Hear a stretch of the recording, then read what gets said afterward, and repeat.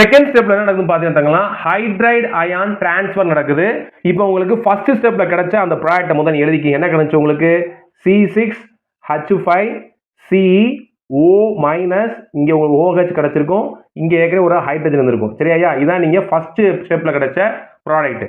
இன்னொரு என்ன இருக்கு அப்படின்னா உங்களுக்கு அல்டிகைட் இருக்கு. அதையும் எழுதிக்கங்க. C6H5C=OH. இந்த ஸ்டெப் வந்து பாத்தீங்கன்னா தங்கங்களா ரொம்ப ஸ்லோவா நடக்கும். அதனால ஸ்லோ அப்படின்னு போட்டுக்கோங்க. என்ன சார் நடக்க போகுது அப்படின்னா ஹைட்ரைடு அயான் டிரான்ஸ்ஃபர் ஆக போகுது. எப்படின்னு பார்ப்போமா? கவனித்தாங்களா, இங்க இருக்கக்கூடிய இந்த ஹைட்ரஜன் ஆனது எங்க போய் சேரப்போகுது அப்படின்னா இந்த கார்பனோட சேரப்போகுது. அப்படி சேர்ந்துச்சு அப்படின்னா இந்த பாண்டு இங்க போயிடும். அப்ப இங்கிருந்து ஒரு பாண்ட் இங்க போனனால இந்த மைனஸ் இங்க பாண்டா வரும். சொன்ன விஷயம் புரியுதா? இது ஸ்லோவா நடக்கக்கூடியது. விஷயத்தை கவனிங்க. இங்க இருக்கக்கூடிய ஹைட்ரஜன் இந்த கார்பன் போகுது. இங்க போனோடனே இந்த பாண்ட் இங்க ஓ மேல மைனஸா மாறிடும். ஏற்கனவே இங்க ஒரு பாண்டு போனனால இந்த மைனஸ் என்ன பண்ணும்? பாண்டு கிரியேட் பண்ணும். அப்ப என்ன நடக்குதுன்னு பாருங்க தங்கங்களா, கவனமா கவனிங்க.